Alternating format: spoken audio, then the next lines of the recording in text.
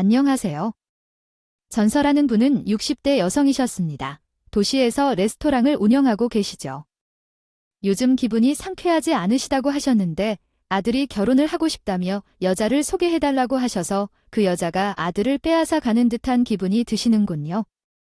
아들이 이렇게 커버려니 가볍고 허전한 마음도 드시는 것 같아요. 결혼 전에는 사회복지사로 일하시다가 현재는 레스토랑을 운영하고 계시다니요. 사회복지사라는 직업이 요즘 인기가 있지만 예전에는 힘든 일이었고 제대로 된 대우를 받지 못했던 것 같아요. 그러나 사람들을 도우며 느끼는 기쁨에 끌리셔서 그 분야로 진로를 바꾸셨네요. 남편은 봉사활동을 하며 처음 만나셨다고 하시는군요. 남편은 중소기업에 다니시고 연말에는 봉사활동을 해주셨던 것 같아요. 그 사람은 제 남편이었어요. 연인이 되려고 했던 사람이었죠. 우연히 저가 안내를 맡게 되어서 일조로 활동을 하는데 그것이 그 사람과 가까워지는 계기가 되었어요. 하루가 끝난 후 남편은 저에게 명함을 하나 달라고 했죠. 저는 봉사활동에 관심이 좀 있었어요. 이것저것 여쭤보고 싶은 것도 있어서요. 아, 네, 여기요. 전화드려도 될까요? 그가 저에게 호감이 있다는 건 어렴풋이 느꼈어요. 그게 쉽지 않았어요. 저도 그 느낌에 설레기도 했죠. 그날 이후 그 사람은 전화로 연락을 주고 따로 만나서 식사를 하거나 카페에서 차를 마시며 같이 시간을 보냈어요. 시간이 지날수록 저희는 서로에게 빠져들었고 사랑에 빠졌죠.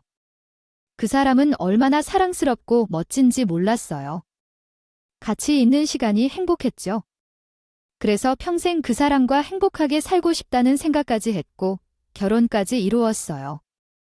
남편은 형제가 없이 외동이었고 식당을 운영하는 홀어머니 밑에서 자랐어요. 처음 인사를 하러 갈 때 엄청 긴장했죠. 홀어머니가 아들에게 유난히지는 않을까 걱정을 많이 했었는데 일을 하시는 분이라 그런지 성격이 정말 시원시원했어요. 결혼도 너희가 좋으면 해라. 너희 일이니 너희가 결정해야 하는 것이었다. 얼핏 보면 자식에게 관심이 없는 것처럼 보이지만 꼭 그렇지는 않았습니다. 제 친구들 중에는 먼저 결혼한 사람도 있고 시대의 이야기를 들을 때마다 고지식한 분들이 많았던데 남다른 사람으로 기억되는 시어머니였습니다. 결혼 후 남편은 제가 하던 일을 그만두고 시어머니 일을 도와주라고 했습니다. 시어머니는 한식 뷔페를 운영하고 있었는데 그때 한식 뷔페가 별로 없었기 때문에 손님도 많았습니다. 제가 홀에서 도와주면서 처음 하는 일이라 서툴고 어색했는데 어머니께서는 항상 격려해 주셨습니다. 처음이기에 조리나 홀에서의 업무가 낯설었지만 늘 어머니가 제 곁을 지켜주셨습니다. 꼼꼼하게 하나하나 알려주셔서 곧잘 하게 되었어요. 어차피 주방에는 일하는 사람들이 다 있어서 언니가 할 일이 없어졌어요. 너는 홀에서 손님 맞이하고 서빙하는데 좀 바빠지면 도와주면 될 거야. 조금씩 익숙해지면 너에게 일을 하나씩 넘길까 해. 나이도 있고 하니까 내가 맡아서 하는 것도 나쁘지 않아. 내가 맡겠다고요? 뭐 이렇게 놀랄 일이야? 그러면 이 가게 다른 사람이 일을 해야겠네. 아니에요. 열심히 배워볼게요. 시어머님은 내가 식당을 맡겨보자고 하셨어요. 두렵긴 했지만 시도해보자는 마음으로 임했어요. 학교를 졸업하고 직장에서 한 번도 본 적이 없던 일이었으니까. 처음에는 허드렛일부터 시작했지만 점점 할 일이 많아졌어요. 할 줄 몰라서 홀에서만 일했지만 몇 달 뒤에는 식당 운영 전반을 내가 다 볼 수 있었어요. 제가 퇴근할 때 집에서 반겨달라고 했던 남편의 말과 달리 저녁에는 가게에 계속 있게 되었어요. 남편은 가게에 와서 일을 도와주기도 하고 피곤한 날에는 혼자 집에서 쉬기도 했어요. 일이 힘들죠, 원장님. 네, 힘들어도 괜찮아요. 식당 일은 보통 일이 아니에요. 특히 음식 판매는 정말 손이 가는 게 많아요. 생각합니다. 내가 이렇게 식당에서 평생을 보내고 있는데 몸에 골병도 다 걸렸어요. 지금은 종업원도 두고 하지만 예전에는 혼자 다 했어요. 어머님은 거친 손을 어루만지며 계속 이야기를 했죠. 옛날 일을 회상할 때 눈가가 촉촉해지더라고요. 우리 오자매는 아버지가 일찍 떠나고 우정이 형제끼리만 남았을 때가 참 어려웠어요. 이젠 먹고 사는 걱정도 없이 편안하게 살 수 있어서 정말 감사해요. 어머님은 힘들었겠지만 묵묵히 일해주셔서 감사합니다. 그런 어머님의 고생을 알 수 없지만 어머님에게 힘이 되어주고 싶다는 다짐을 하게 되었어요. 힘든 가게에서도 최선을 다해 일했고 어머님과 잘 지내서 제게 좋은 사람이 되고 싶어요. 나와 어머님의 관계가 참 좋아서 남편도 가끔 질투를 했어요.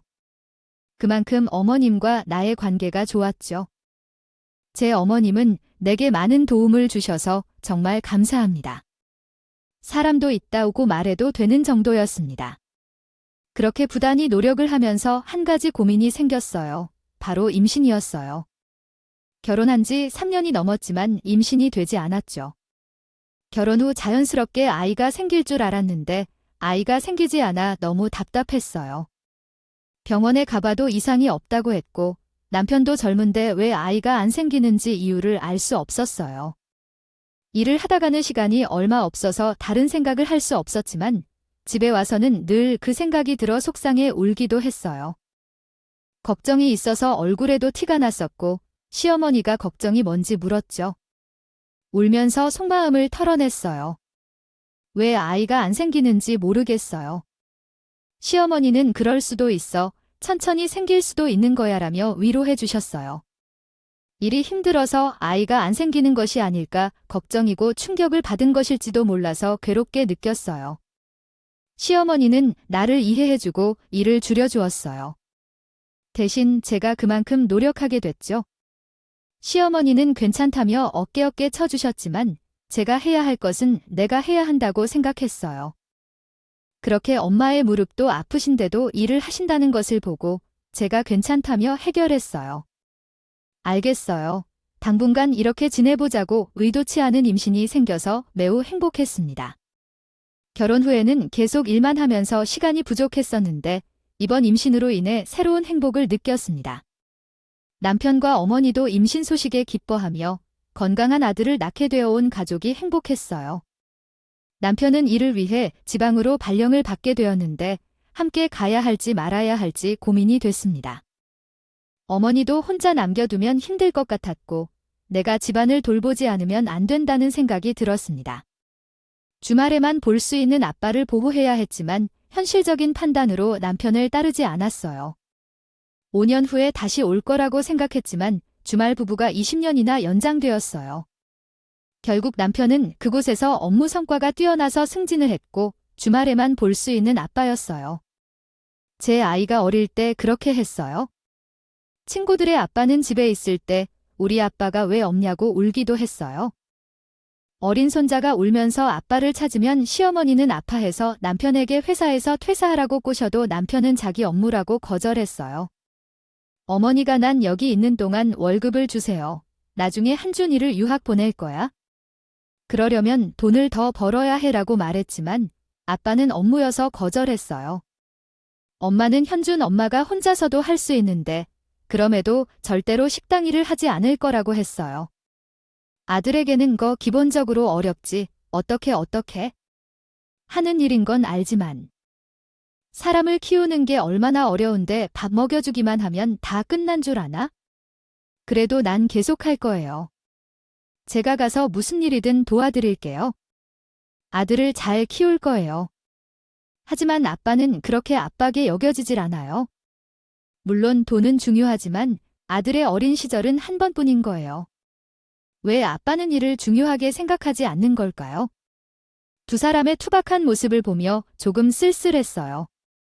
어릴 때부터 먼 곳에서 살아서 그런가 아들에게 감정을 못 느끼는 남편의 모습에 실망스러웠어요. 남편의 말대로 아이가 중학생이 되고 고등학생이 되면 우리보다는 친구들을 더 좋아하게 될 거라는 생각에 마음이 걱정되었어요. 친구들이 우리와 함께 있기를 원해도 아이가 함께하지 않을 수도 있을 것 같아서요. 부부 사이가 멀어지면 가까워지기 어려울 것 같다는 생각이 들었어요. 나도 남편에게 불만이 있었어요. 주말에만 함께 보내다 보니 둘 사이에도 생소함이 느껴졌어요. 부부 사이는 싸움이 있어도 한 번 턱 덮고 자야 한다는데 우리는 일주일에 6일은 따로 지내니까요. 남의 양쪽을 지내면서 각자의 삶을 살아온 것 같아요. 20년이 지난 사이에 아들은 성장하여 경찰이 되었고 그 세월 동안 저와 시어머님도 늙어갔어요. 시어머님은 갑자기 체력이 떨어져 치매까지 오셨어요. 전에는 우호파셨던 말씀도 기억나지 않게 되었어요. 아들은 더 이상 제 손이 필요하지 않았지만 시어머님은 여전히 제 도움이 필요했어요. 치매를 앓고 있는 시어머님을 돌보는 일은 생각보다 매우 어려웠어요. 처음에는 치매가 진행되는 경과를 인지하지 못하셔서 다투기도 했었지만 치매가 빠르게 악화되었고 어느새 집에서 보살피기 어려워졌어요. 가게 문을 마감하고 싶어도 부드러운 얼굴을 지을 수 없는 상황까지 왔어요. 운영해야 했기에 계속 어머님 곁에 있을 수가 없어서 어쩔 수 없이 요양병원으로 모셨습니다. 물론 남편에게 상의를 하고 내린 결정이었지만 그렇게 정정하시던 어머님을 요양병원에 모시는 게 정말 마음이 많이 아팠어요. 할 수만 있다면 집에서 계속 모시고 싶었지만 치매라는 병이 그걸 어렵게 만들었죠. 정신이 오락가락하시니 저를 못 알아보시고 손찌검을 하실 때도 있었고 화장실에서 올리를 보셔야 하는 것도 잊어버리셨습니까? 옷을 입은 채로 실수를 하시는 경우도 많았어요. 상황이 이렇다 보니 병원으로 모시지 않을 수가 없었죠. 어머님이 병원에 입원을 하시던 날 정말 우연히도 그 순간에 어머님의 정신이 드셨는지 제 손을 꼭 잡으시고더라고요. 애미야, 어머님 저 알아보세요. 미안하다. 어머님. 시어머님은 정말 찰나의 정신을 차리시고는 저에게 미안하다고 하셨어요. 그리고 이내 낯선 사람 보듯이 하시더군요. 이미 눈빛은 낯선 사람 보듯이 바뀌어 있었는데도 눈매 끝에 맺힌 눈물이 흘러내리는 걸 보고 마음이 얼마나 찢어지던지 그 말씀이 그리 하고 싶으셨던지. 찰나의 순간에 말을 뱉어내신 어머님의 손을 잡고 오열을 했습니다. 나를 낳고 키워주신 친정엄마보다 더 오랜 시간 함께 지낸 시어머님이었어요. 같은 여자로서 살아가는 인생 이야기를 당신은 저에게 많은 도움을 주시고 당신이 살아온 삶의 이야기를 나누며 항상 행복하라고 당부해 주셨습니다. 이제 당신은 편안히 살아도 되는 상황인데 아프셔서 자식조차 알아보지 못하시는 어머님의 상황이 너무 마음 아팠습니다. 병원에 어머님을 모시고 매일 찾아갔습니다. 간병인의 도움을 받아야 했지만 내가 할 수 있는 일을 하고 싶었습니다. 매일 정말 빠짐없이 어머님을 보러 갔죠. 할머니께서는 병원의 식사를 맛있어 하지 않으셨다고 했는데 집에 계실 때는 잘 식사하셨던 것 같았습니다. 간병인의 말을 듣고는 그날부터 매일 반찬을 만들어 들고 갔습니다. 한식 가게에서 반찬을 살 수 있었지만 어머님의 입맛에 맞는 것이 없어서 직접 만들어 가져갔습니다. 다른 사람들이 내가 만든 반찬을 좋아하셔서 잘 식사하시고 잠도 잘 주무신다는 것을 보고 안심했습니다. 병원 생활에 잘 적응한 것 같아서 안심이 되었습니다. 잠든 어머님의 손을 잡아주고 병실 밖으로 나와서 남편을 찾았습니다. 어머님의 쇠약한 모습을 보며 마음이 아팠습니다. 어머님을 찾다가 흡연 구역에서 등을 돌리고 있는 남편을 발견했습니다. 가까이 다가가 부르자 통화 중이었다는 소리를 들었습니다. 당연히 내가 더 좋지. 늙은 여자가 뭐 그리 좋겠어? 순간적으로 쐐귀에 들린 말에 나는 너무 놀랐어. 누구든 들으면 외도하는 남자가 하는 이야기였어. 소리를 질려하려 했지만 입을 막고 조용히 물러나 버렸어. 뭔가 알게 되었어. 이 사람은 모르게 내가 알았다는 것을. 눈물이 날 것 같았지만 참았어. 어머님의 병실로 돌아가서 가만히 손을 잡고 앉아 있었어. 생각이 많이 들었어. 20년을 떨어져 살았지만 얼굴을 자주 봤지만 남자가 다르다는 걸 느끼고 있었어. 그래도 그를 믿었어. 나만 바라보고 살 거라고 했던 약속을 믿었어. 하지만 착각이었어. 남편의 입에서 듣게 된 말에 희망도 없었어. 그날 나만의 착각이었다는 걸 알게 되었어. 나를 깜짝 놀게 하고 다른 여자에게 애정을 보내는 그날 이후 가만히 있으면 안 된다는 생각이 들었어. 여전히 따로 살고 있기에 증거를 찾기가 어려웠지만 뭐라도 해야 했어. 남편이 살고 있는 집으로 갔고, 현준 아빠, 오늘 출근할 때 키우편함에 좀 넣었어. 김치 새로 담고 오늘 집에 가서 쉬세요. 아이고, 내가 이번 주에 당신이 좋아하는 부추 김치를 들고 오지 못하는구나. 맛있지 않게 된다고 해서 두고 먹을 수는 없다니까. 알았어. 그래? 그럼 당신이 담근 보면 더 맛있어진다고 했잖아. 그래서 그냥 두고 갈게. 남편이 살던 원룸에 형광키가 10쇄로 되어 있었어. 그래서 남편한테 키를 두고 가라고 전화했어. 차를 타고 가는 동안 가슴이 두근거리기 시작했어. 물론 내가 간다고 했으니 외도한 증거들은 다 치우고 없앨 테지만 혹시나 하는 마음이 들었어. 그가 미처 치우지 못한 흔적이라도 발견하게 될까봐 그 흔적을 찾으러 간 거지. 내 눈으로 직접 볼까봐 마음이 아프더라고. 긴장을 겨우 억누르고 도착한 그의 방에 김치를 냉장고에 넣고 뒤지기 시작했어. 서랍 안부터 침대 밑까지 샅샅이 찾아봤지만 특별한 게 없었어. 아무것도 나오지 않으니 안심했어. 다시 불시로 와야겠다고 생각하며 열쇠를 복사했고 집으로 돌아왔어. 며칠이 지난 뒤 남편의 원룸을 다시 찾았어. 이번에는 남편에게 말하지 않고 몰래 찾았어. 그날 통화를 하면서 가까운 김 부장과 한잔 한다고 했는데 느낌상 김 부장이 아니라 상간녀와 한잔 하러 갈 것 같은 느낌이 들어서 그의 집으로 향했어. 집은 지난번 온 때랑 다른 분위기였어. 빨래 건조대 위에 여자 스타킹이 널려 있고 화장실 세면대에는 분홍색. 손잡이에 칫솔이 하나 더 꽂혀 있었어요. 그 방은 혼자 사는 남자의 방 모습이 아니었어요. 다시 한번 저는 그 자리에 주저앉아 눈물을 흘렸습니다. 이 상황은 내 남편의 배신을 목격한 것과 마찬가지였어요. 겨우 진정을 하고 칫솔을 꺼내서 변기를 청소했어요. 이렇게라도 화풀이를 해야겠다고 생각했죠. 그러고 나서 칫솔을 헹구어서 다시 자리에 뒀어요. 나중에는 그 칫솔로 양치를 할 여자를 생각하니 조금은 속이 시원했지만 잠깐뿐이었어요. 방바닥에 멍하니 앉아 있었어요. 폭신한 침대는 있었지만 그 침대에서 두 사람이 뭘 했을지는 이미 알고 있었으니 앉기조차 싫었어요. 그렇게 이렇게 한숨 돌리고 있을 때 밖에서 소리가 들렸어요. 남자와 여자 두 사람의 목소리였는데 여자는 깔깔거리며 웃고 남자는 쓰며 얘기하고 있었어요. 남자의 목소리는 너무나 익숙한 남편의 목소리였고요. 저는 급히 침대 밑으로 숨어 들어갔어요. 원래는 그 두 사람과 대면할 생각이었지만 그 순간이 벌어질 때 잘못이 없는 저도 모르게 숨게 되었어요. 좁은 공간에서 숨을 죽이며 누워서 신경을 곤두세웠어요. 그 두 사람은 집에 들어오자마자 입을 맞추며 소란을 피우더군요. 그러고 나서 듣고 싶지 않은 끔찍한 소리가 들렸어요. 눈물이 나려고 했지만 꾹 참았어요. 울게 되면 내가 있다는 걸 들키게 될까봐 죽을 힘을 다해 참았어요.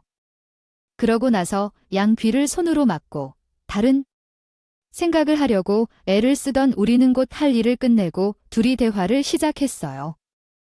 발음도 완벽하지 않은 취한 상황에서 내년에 결혼하자라고 말했어요. 당연히 올해는 이원이와 내년에는 결혼할 거야 하고 내 와이프가 순순히 이혼해 줄 거야 라고 했죠. 화개가 되어야겠죠? 만나고 있는 사이라고 말만 해도 그 여자는 바로 이혼을 하자고 했어요. 나를 너무 잘 아는 남편이었어요. 하지만 그 전에 유산을 돌려줘야 해. 너한테 중요한 여자는 그 여자야. 왜 난 그 여자보다 중요하냐고 라며 말했죠. 둘은 취한 채로 집안의 분위기를 모르고 계속해서 이야기를 이어나갔어요. 그들의 입에서 어머님의 유산 이야기가 나와서 깜짝 놀랐습니다. 우리 엄마는 치매로 병원에 있어. 그래서 우리가 원정을 만들어 내용을 바꿔나가야겠어. 당신이 할 수 있어? 와이프는 어떻게? 라며 도망을 생각했지만 아들이 좀 걱정돼. 우리 아들이 어떻게 되는데 그 아들을 조심하고 이야기해야 한다며 머리를 맞대고 궁리를 하더군요. 이 나라의 법을 수호하는 아들에게 자신의 죄를 숨기려는 아버지가 어디 있는가? 그 아버지는 정말 최악 중의 최악이었다. 인간을 어떻게 상대해야 할지 알 것 같았다. 그리고 자신이 어머니의 아들이라는 말을 몇 번이나 되뇌이며 자랑스러워했다. 그 아들이라는 타이틀이 그동안 얼마나 불법을 저질렀는지, 얼마나 많은 알을 노느라 힘들었는지 어디까지나 그 상의 세이를 속이며 같이 있었던 것도 난이 가까울 때 병이 나온 자리에도 너희가 있던 것은 내게 있었습니다.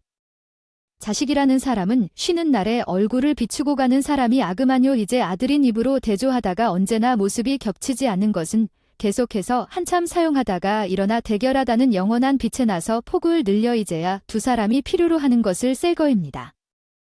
그 중에서도 그동안 획을 찍었던 남편을 위해 특히 쭉 이어오던 인간을 만남으로 보여주는 것만으로도 복잡해서 숨을 이쁘기도 했다. 마음처럼 어떤 공구를 들고 때려버리고 싶었지만 꾹 참고 있었다. 설령 야구 방망이로 때려버리고 싶어도 끝내 차분하게 얘를 잡아두고 잠도 찍은 두 사람을 보았다. 겨우차 털고 있는 남편을 소문으로 찍고 그 집을 조용히 탈출해왔다. 집에 돌아와 몇 일 동안은 행복히 살았다. 처음으로 휴식을 취한 후에 날씨가 안 좋을 때 몇 일 동안 집을 나가지도 못하고 있었어요. 그래서 집안 사람들이 무슨 일이 있는지 궁금해하더군요. 시어머니가 계신 요양병원에 방문하지 않았어요. 간병인들이 나를 보지 못해서 시어머님께서 식사를 거르시다니 전화가 왔지만 걸음이 없었어요. 이렇게까지 챙길 여유가 없었어요. 누군가와 상의할 필요가 있어서 당황스러웠어요. 남편이 말한 대로 시어머님의 자식은 그 사람이니까 유산이 그 사람에게로 갈 수도 있다는 생각이 들었어요. 유산 문제를 안정적으로 해결하려면 오늘까지 안 건네주면 된다는 생각이 들었지만 그 상황을 목격해도 무시할 수 없었어요. 정말 그 사람과 빨리 결별하고 싶었어요. 상의할 사람도 없고 계속 고민만 하다가 결국 모든 것을 털어놓기로 했어요. 엄마, 그 집에서 무슨 일이 일어나고 있는지 알았니? 나도 모두를 뒤집고 싶었지만 아빠가 파고 있는 상황이라서 증명이 필요했어요. 그때 미리 말해줬다면 좋았을 텐데 엄마가 너무 힘들어하니까 이렇게 얘기하게 됐어요. 현준아, 엄마가 어떻게 해야 할까? 응, 정말 너무 비참하다. 타기로 말하는 아들의 목소리를 듣고 나니 눈물이 나기 시작했어요. 그동안 감춰왔던 감정이 폭발했어요. 아들의 위로를 받고 울었어요. 엄마, 힘내요. 이젠 내가 있잖아. 걱정하지 마세요. 아직까지도 아버지의 의견은 없어요. 제게는 어머니만 있으면 충분해요. 그러니까 어머니가 원하는 대로 해드리겠어요. 아들은 가끔씩 기력이 떨어질까 봐 챙기면서 믿으라고 했어요. 언제 그렇게 커버렸는지 모르겠어요. 이젠 누구보다 든든한 아들이 너무 고마워해요. 이 지긋한 상황들을 정리하고 다시 평온한 순간으로 돌아가고 싶은 마음이 커졌어요. 그런데 어머님이 입원한 병원에서 전화가 왔어요. 어머니가 위험하다는 소식을 듣고 마지막 인사를 해야 한다고 해서 모두 다 오라고 했어요. 시어머니의 고향으로 가는 길에 연락을 했고 시부모님과 친척들에게도 연락을 했어요. 그 소식에 다들 왔어요. 어머님은 변해버린 모습으로 누워 계시는데 몇몇 분들을 제외하고는 이해할 수 없으셨어요. 남편도 동행했는데도 아들도 못 알아보셨다고 해요. 오랜만에 왔는데 식사를 대접하고 싶다고 해요. 그럴까요? 오랜만에 이렇게 모두 모였네요. 그렇기에 제가 누님 가게를 잘 이어받아서 꾸리기 위해 노력했어요. 다들 어머님께서 가르쳐주신 것들을 생각하며 대접하겠습니다. 저는 어머님의 형제분들을 가게로 인도하겠습니다. 식사를 모셔 대접해드리는 중에 아들도 함께 앉았어요. 현준이가 정말 잘 크고 있어서 모두가 그의 모습에 감탄했어요. 아들은 친척들에게 예의 바르게 인사를 하며 행동했고 누나는 가게를 평생 일한 것이 대단하다며 칭찬했어요. 할머니가 가게를 저희 엄마에게 넘겼다는 이야기에 누구도 놀랐고 엄마는 자연히 그 일을 맡아야겠다는 생각을 했어요. 엄마가 사업을 맡아온 것을 변호사를 만나 확인해 보았더니 공증도 다 해놓았다고 해서 더 놀랐어요. 아들이 공증까지 왜 받아놓았는지 물었을 때 엄마는 시어머니가 안장을 미리 준비했다는 것은 알았지만 공증까지 받아놓은 것은 몰랐다고 대답했어요. 언제 그렇게 치밀하게 준비해 두신 건지 저도 모르는 일이었으니 남편도 그 자리에서 알게 된 것 같았어요. 아들이 공증받으면 안 되냐는 질문에 은근슬쩍 얼버무리고 넘어가는 모습을 보니 오일 좋더군요. 자기가 세워둔 계획대로 되지 않자 똥줄이 타더라고요. 뭐가 중요한지도 모르고 여자한테 빠져서 허우적된 꼬라지라니 두고 보자 싶어서 혼자 이를 바득바득 갈았어요. 그날 그렇게 영중을 다 같이 확인하고 제가 가게를 상속받는 것까지 한 번 더 쐐기를 박으면서 조금은 안심이 됐었어요. 하지만 그것과 별개로 그 사람이 외도한 것에 대한 건 해결되지 않았기에 여전히 속이 부글부글 끓고 있었어요. 그런 저를 아들은 조금만 기다리라고 하더군요. 이혼에 필요한 걸 준비하고 있다고 하면서요. 그렇게 돌을 닦는 기분으로 기다리고 있는데 시어머님이 돌아가시게 됐었어요. 본인 정신으로 사는 것도 아니었기에 차라리 잘된 일이라고 생각하려고 했지만 입관할 때에 저는 오열을 하며 정신을 잃고 쓰러졌어요. 그만큼 어머님의 죽음이 저에게 너무 큰 슬픔이었어요. 힘들게 어머님을 보내드리고 더 이상 남편이었던 그 사람에게 배려를 해주고 싶은 마음이 없었어요. 그래서 5일장이 끝나고 집에 들어가자마자 안방 서랍에 넣어뒀더니 온 서류를 꺼내 소파에 앉아있는 그 인간 얼굴에 던졌어요. 아니 뭐 하는 거야? 이거 뭔지 알지? 애매한 표현이 없습니다. 다른 요청이 있으시면 도와드리겠습니다. 팝 테이블 위에 펼쳐진 사진을 보니 거기에는 성관계하고 입맞추며 껴안고 있는 남편의 사진이 찍혀 있었고 그 사진을 확인한 남편은 화가 났습니다. 너 이게 무슨 짓이야? 엄마, 그만 괴롭혀. 그동안 아버지가 하고 싶은 대로 다 했지만 앞으로도 그렇게 살아야 한다고 했어요. 대신 엄마 이젠 나를 도와줘야 해. 아들은 얼굴이 온통 붉어지며 소리를 질렀어요. 그렇게 흥분한 아들의 모습은 처음 봤습니다. 아들도 아버지의 외도 증거를 보고 얼마나 속상해했는지 알 수 있었어요. 그제야 그 인간은 죄책감을 느꼈고 꼬리를 내린 모습이었죠. 아들의 표정을 보며 드디어 무언가를 느꼈습니다. 너도 창피한 건 아닌가? 이젠 더 이상 아들 앞에서 엿보이지 말고 도장 찍어. 그래도 안 돼, 절대로 안 돼. 끝까지 꽂혀있는 그 인간을 보며 정이 뚝 떨어졌어요. 그래서 그 사람의 얼굴을 힘껏 때려버렸죠. 정말 이기적인 인간이야. 내가 몽땅 받는 줄 알아? 네 하는 짓이 너무 수상해. 원룸에 갔는데 너 그 여자를 집에 데리고 와서 그런 짓거리를 했어? 그거 다 봤다고. 제 눈에는 원망과 미움을 가눌 수 없어서 눈물이 줄줄 흘렀어요. 가슴이 너무 아프고 심장이 아프다는 느낌마저 들었어요. 그 사람을 향해 소리 질렀어요. 할 수만 있다면 제 목소리로 그 사람을 난 도시라고 싶을 정도로 밉고 원망스러웠다. 꿈쩍도 않고 온 제 말을 다 듣고 있는 그 인간은 제 울음소리를 가만히 들었다가 이혼 서류에 도장을 찍으며 개미만한 소리로 미안하다 했습니다. 자기밖에 모르는 이혼은 절대 안 된다고 버티던 그 인간도 결국엔 꼬리를 내리더군요. 그렇게 그 사람과의 결혼 생활을 쭉 낼 수 있었어요.